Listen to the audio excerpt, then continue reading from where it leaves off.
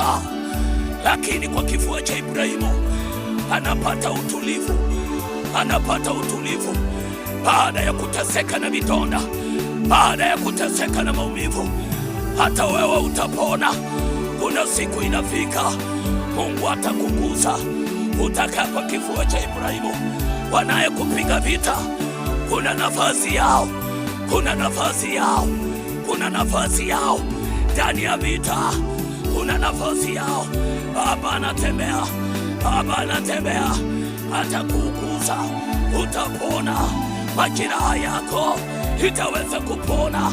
Wewe mtu mbaya, wewe na utajiri ulio nao utakusaidia nini siku ya mwisho? Utakusaidia nini? Ni hapa duniani. Siku zinakuja ni kwa sababu ya ukombozi, siku zinakuja ni kwa sababu ya neema ya Baba.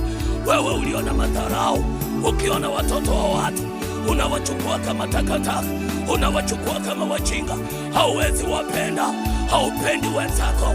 Umesimama na neno, lakini roho ya uadui, roho ya unyama inaishi ndani mwako, inaishi kwa maisha.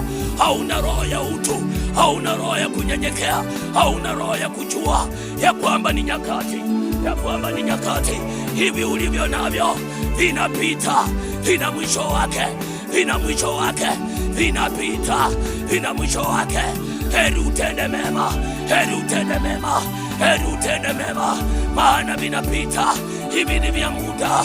Baba anakuja kunyakua kanisa, Baba anakuja kunyakua kanisa. Hatachukua mavazi, hatachukua pesa, hatachukua onga. Hali anakuja kunyakua kanisa. Wawe mwenye kiburi, wawe mwenye kuikino, wawe mwenye kudharau, wawe mwenye kujua mengi duniani. Utasema nini? Utanena nini?